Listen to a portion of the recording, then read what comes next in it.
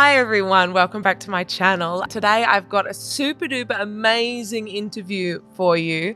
It is an interview that I've been really looking forward to for the past 2 weeks, and it is with the illustrious, incredible, fantastic, renowned Dr. Gemma Sharp. Everybody, wow.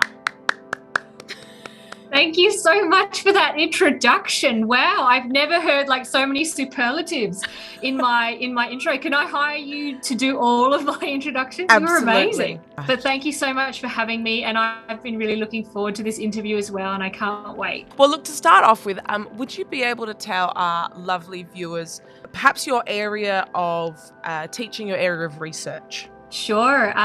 So I'm at Monash Uni and I lead the body image research unit there, which is very, very cool. The unit's been going about 3 years. So we look at everything related to body image, which is such a huge area. But very basically, we look at, I suppose, the causes and factors that lead to body image concerns, and we also look at designing novel treatments to help people with these concerns. And I think body image is very well known for its link to eating disorders and disordered eating, but I will say that body image is linked to anxiety, depression, substance use, I suppose because body image is such a core concept of our identity. That's why when it goes a bit wrong, it can really impact our lives in multiple ways. I think there'll probably be people who are watching this who body image is a huge part of their lifestyles, just in the way that absolutely. I would expect a lot of your listeners to say that they don't feel like they have a great sense of body image, and unfortunately we call it like a normative discontent, that a lot of people are unhappy with their body image, and our group is very much about, we don't want this to be normal anymore. We don't want negative body image to be the norm. That's not okay, because we know that it has so many devastating impacts on people's lives, from all the way through to deadly eating disorders, but just feeling crappy about yourself too. No one wants to feel like that. Exactly. So look, I've got a couple of questions for you. The first question, I suppose, is a very generalized question, and it's probably more so from your personal perspective. But what I'm wondering is, what does the concept of self-care mean to you? I think it's such a good question, and I like how you separate it from the industry, because I think when people hear self-care, they often think, I hate to say it, sort of a bit wanky, like, oh, it's like, you have to go to the spa and write in a journal. Self-care for me is so simple. Like, it can be just taking a moment between patient sessions to just take a breath. As simple as that. It's just taking time out for yourself to recover, whether it's just a short time between meetings, appointments, anything like that, or having, a proper holiday when COVID permits that.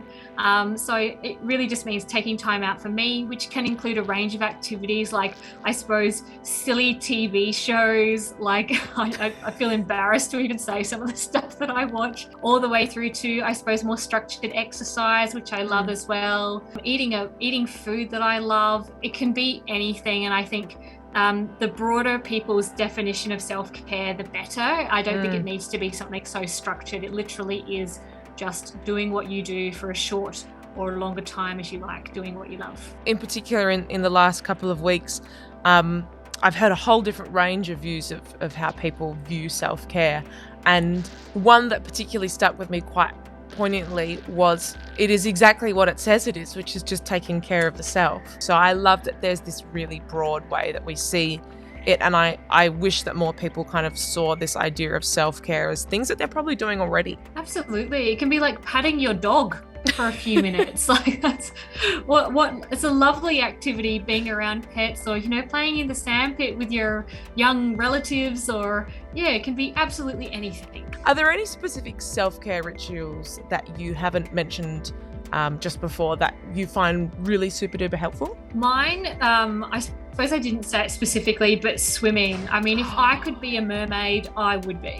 I find it so mindful because it blocks all the sound out. All I can hear is just the water whooshing past my ears. It's such a great time for me just to reflect on things, and my body just does it automatically. I think people would find it possibly with like walking or running or any other activity that they like, where they don't really have to think about what their body's doing, and they're just at peace with their surroundings, and there's just no noise. It's just lovely. It sounds a bit like going into that flow state of being. I wonder whether, anything that we do in a flow state is really good as a self-care ritual, or as something absolutely. Yeah, it could be knitting or crocheting or whatever people do. But for me, it's being in the water. I just love that sensation and state of flow, as you were saying. So I guess we've kind of covered this actual idea of self-care that's not including the industry. This idea of looking after the self is presumably really good for our mental health. So I'm guessing that the industrial side of self-care, what we're kind of sold is our miracle products. Is that good for our mental health, or is that not so great? You know what? I think it can be both. I think, as we've discussed, you can do self-care without spending a single dollar. So in that way, why should you hand over dollars for, I suppose, self-care experience unless you really want to? I think there would be some people who, maybe it is going to the hot springs or something like that. They find that just so rejuvenating and such an act of self-care. And of course, absolutely. But I think if it comes in a bottle or something like that, I would doubt that. I don't think... I think, as we've discussed, self-care can be really simple and free of charge, and I think you would feel better about that anyway. How does social media play a part in the influence in how we see our bodies? Oh gosh, it's a very broad question, sorry. Well, I suppose if we track back a bit before social media, I know it's probably hard to imagine now, right? When was MySpace, and there was like Yahoo before that? Like, it's over 20 years really. We always knew that different forms of media were quite influential in how we viewed our bodies and what we considered to be kind of the ideal appearance. So back in the day, it was a bit more like movies and magazines, music clips. I know it probably sounds all archaic to a lot of your listeners. When social media came on the scene, it kind of pushed a lot of those to the side, and it really became that dominant force of how we viewed our own bodies, because we were actively participating in it. Like, we would just watch a movie, we would just read a magazine before, but on social media we were actively posting our pictures, seeking feedback, now editing our pictures. So the fact that we interact with it means it's very influential. I think it can be positive and negative. Like, I think you can post a picture of yourself, like we've discussed, swimming or something like that, and people would be like, yeah, that looks really cool. And I think that would make you feel good about your body. But there would be times, I suppose, where maybe you're posting a selfie or something like that and feeling quite self-conscious about it. It can really have both positive and negative impacts, but I think we'd all agree that it is very influential in how we view our bodies. I'm just wondering, is there a study that's been done in this rise of social media of how young people's attitudes towards their bodies have changed? And is that kind of a result of social media? We debate this all the time. We're like, would mental health have got better if we didn't have social media? Has it got worse as a result? It's so hard to, I think, because we're talking about, I suppose, causation, one thing leading to another, whereas I think what we really have in our data is more correlation. Yes. It's like, okay, so social media came along and it looks like young people are having a pretty tough time of it. I'd be loath to say, well, the research doesn't necessarily support a causation role, but I do know, there's examples, of course, of, I hate to say it, and my apologies if you need to add a warning to your episode because of this, but people asking if they should take their own lives or something like that on social media and asking for votes. Goodness me, we've never had that kind of platform before. However, social media does also give people who are feeling isolated from their in-person communities a place to belong. And I would hate to see that opportunity gone, because I think actually we're probably saving their lives by giving them a community. So I think it's just so complicated, this issue. in the last 20 years of social media, feels like there has been a much larger opening and a much larger expression of mental health as a whole. It's not as taboo anymore to talk about. Isn't that so wonderful? Right? What wonderful progress we've made. And I think the pandemic has pushed us along again, and yay, COVID-19 for that. I suppose it's really pushed people to seek help, which is so fantastic. I think we still have a way to go. But as you said, comparing to 20, 30 years ago, where really only and I hate to say it, crazy people would go seek help for mental health issues. Thank goodness, because everyone has mental health. It's a spectrum of wellness along there. Everyone can, I think, benefit from talking to someone about their mental health. Taking a bit of a sidestep now, what are your thoughts about beauty filters, whether they be on TikTok or Instagram or even just kind of the pre-built ones on your phones or those editing apps? Oh, they're so complicated, aren't they? I suppose, again, if I provide a historical perspective, beauty filters aren't necessarily a new thing. Movie stars from the 20s and 30s were shot through soft focus and things like that. So we've been using beauty filters as long as we've had kind of the lenses to be able to do that. I think the difference is it used to be only the movie stars, the rich and famous, who had access to this technology. But now all of us with a smartphone or a laptop or anything like that, we can all access these filters that only the rich and famous could have in the past. And it's like, so what do we do with these filters? It's been an absolute explosion of interest as far as my research and others has shown that unfortunately some people won't post any images that haven't been retouched in some way. And I think, oh my goodness, isn't that so disappointing that people don't feel comfortable to post something that hasn't been retouched? Whereas in the past, of course, we could only post unretouched photos because we didn't have that technology. But I think it shows they're presenting themselves in a completely unique way, a sort of touched up version of themselves on social media. And I think that can lead to really unrealistic views of ourselves, how easy it is to change our appearance when really it's not.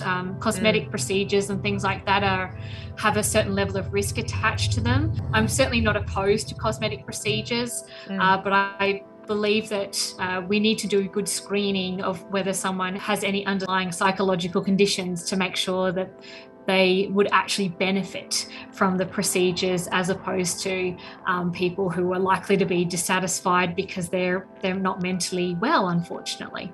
I'll circle back to the filters. So I think I'm not opposed to filters either. I think they can be really fun. I mean, who didn't love that? The lawyer who was stuck as a cat on Zoom, or the manager who was a potato. I think the augmented reality is such fun. So I think, you know what? Have fun with the filters. Absolutely. Put a flower crown on, put doggy ears on.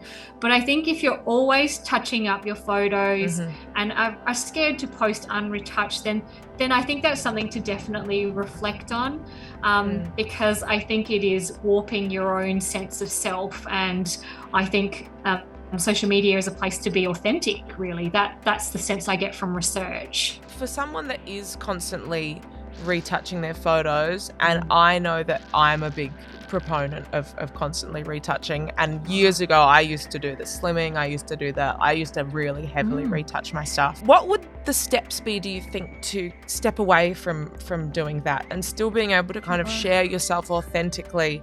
Yeah, I mean, I would love to ask more about your own journey from being someone who retouched more to less. I think we could all learn a lot from that, and then I'll build on that if that's okay. Mine's probably not the most healthy thing. I just stopped posting, I suppose. So you took a big pause? I took a really big pause. I barely post anything to begin with. I suppose I've had a very long history of having very poor body image since I was a really little girl. That came through in a lot of different ways, a lot of different eating disorders, a lot of body dysmorphia in there. And then kind of when it was at its peak of being super unhappy, and this was also when I was kind of at my skinniest as well, that I was still shrinking myself to become even smaller.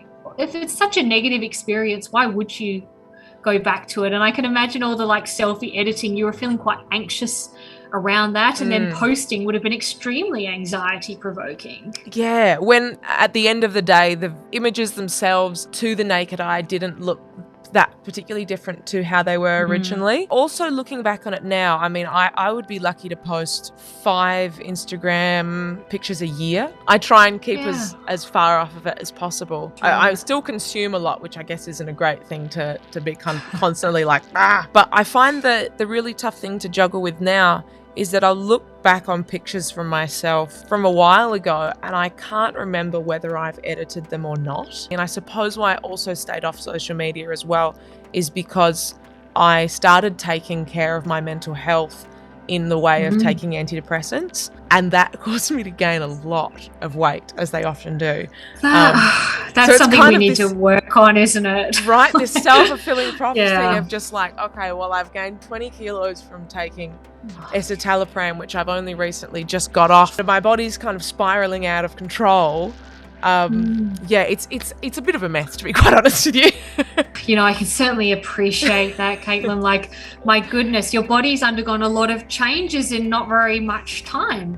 And your mind's probably still adjusting to, what am I now? Like, I can imagine if you're feeling like that, it sounds completely reasonable. And I must say that in our research unit, we are keenly aware that some antidepressants have those weight gain side effects that make it even more uncomfortable for people who are trying to get used to their bodies. We would love for there to be some psychotropic medications that don't have those impacts so that people can recover from whatever they need to recover from without being concerned about extra things. It sounds like going off was exactly the right thing for you because you're already managing your own reactions to yourself, never mind managing reactions to other people and the, I suppose, the chaotic environment that is social media.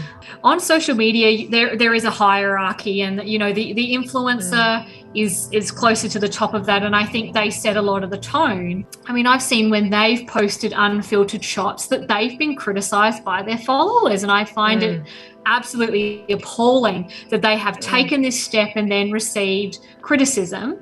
Of course, they would get positive comments too. Gosh, I hope so. I actually wonder if influencers could be rewarded by the social media companies for posting unfiltered images. Like maybe they become like a super influencer or whatever the company decides. But I think it needs to be rewarded, this behavior, because at the moment I don't think it is.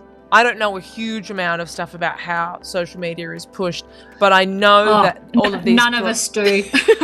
But, you know, they're all kind of pushed by these algorithms. The backside of Instagram can be, you can really feature whoever you want, but the algorithm itself will sort it. So I really love that idea that, like, if someone is really trying to show the truest version of themselves to inspire other people to, you know, live these lives and live these kind of truer versions of themselves lives, that it probably actually isn't so hard to consistently feature them on like the For You page. Social media is in charge of how they promote content, and I do think work can be done on the back end there. We've heard quite a bit recently about certain companies knowing that there are negative impacts on their users, and I think now is a really wonderful time to try and strike while the iron is hot and suggest these kinds of things, because we know that unfortunately negative content does get a fair bit of reaction, and that's why it keeps getting pushed and why misinformation unfortunately floods social media so easily.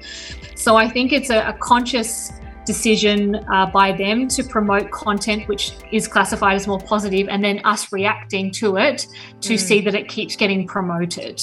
Ultimately, they're a business, and we as users are actually their biggest advertisers. And that's why I go, good on you for hopping off social media and not being an advertiser during that time where you really wanted to focus on yourself. And I think if social media sees that they can make money out of body positivity content, they will start to promote that. So I think it is kind of a two-way street, that we start to promote it more and they go, oh yeah, we'll promote that more too, and we change the algorithms over time. You just mentioned before the aspect of body positivity, and I guess that's been a huge thing that's risen over, I don't know, I want to say maybe the last 10 years or so, is this kind of BOPO that sounds movement. about right to me too. And now there's also this movement of the body neutrality movement. I'm just wondering if you've done some research or some studies or anything that you could kind of share with us about these two movements and the negatives or the positives of each. I got to say, I love the body neutrality from a clinical perspective, because I think to go from a negative body image to a positive body image, you're missing a whole area in between. And I think that's where body neutrality ticks in. And it's like, you know what, my body, I appreciate what my body does for me, even if I don't love it all the time. And I think that's pretty achievable. Not easy, but more achievable than loving your body all the time. I think that's very, very hard to do. I think in terms of body positivity, the main criticism has been basically that it's still promoting white cis women just of a slightly larger, in a slightly larger body, or ignoring people of color, people who are differently abled. There are so many groups that need representation who aren't in that body positivity movement. So I feel like it started out with, what's the most acceptable form of showing a larger body? Okay, white cis woman who's just 2 sizes bigger. No, that's not cool. In terms of these movements, we still have a long way to go in terms of representation. You know, we have people of diverse genders. It's not just male, female, there's non-binary, transgender. Where are those folks in terms of body image? And we know that they have classically poor body image. They're not represented in mainstream. So who do they have to relate to? No one. No wonder they feel isolated.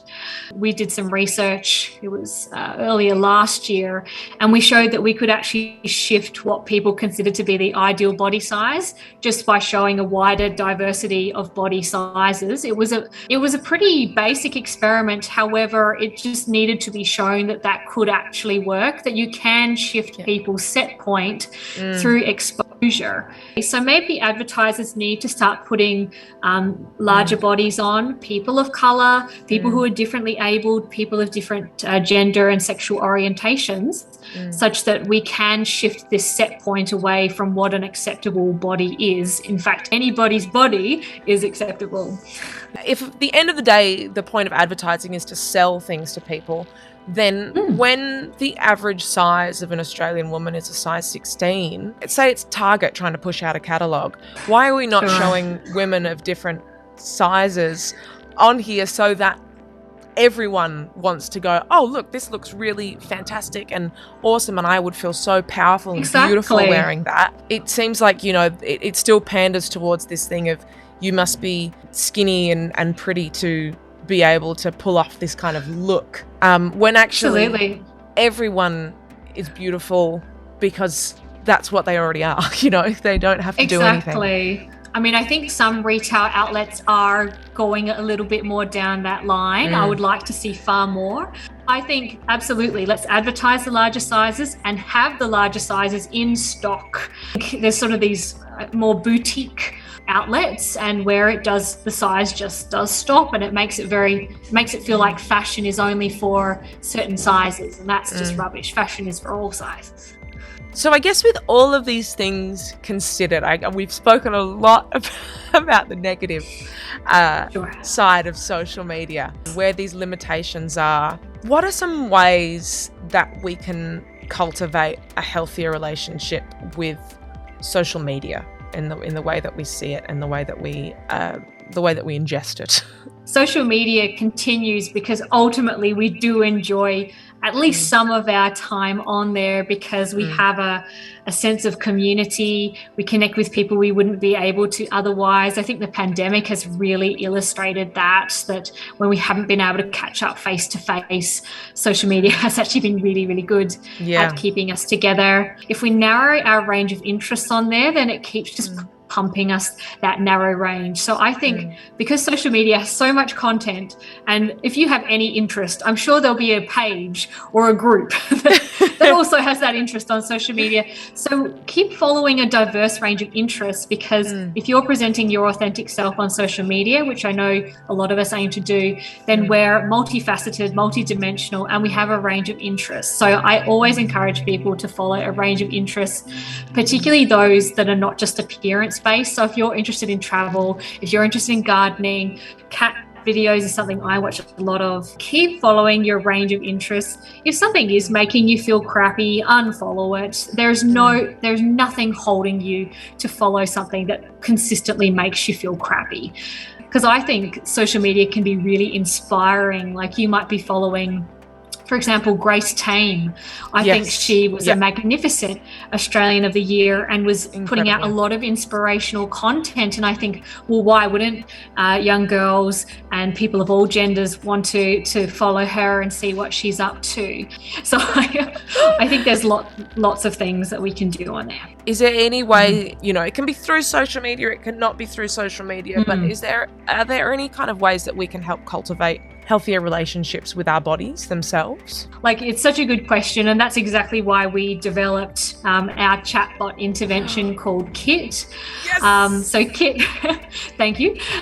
Kit lives on Butterfly's website, so butterfly.org.au, and there's a little green character called Kit there, and you will find Kit there, and you just click on Kit, and Kit's available 24/7 to provide those tips on how to use social media in a more positive way. If you're feeling down about your body, Kit's there to have a chat about that too, and provide some evidence-based coping skills that I would teach in my clinic routinely. So I would recommend chatting with Kit as a purely Australian-based intervention, and was developed with people aged 13 and up.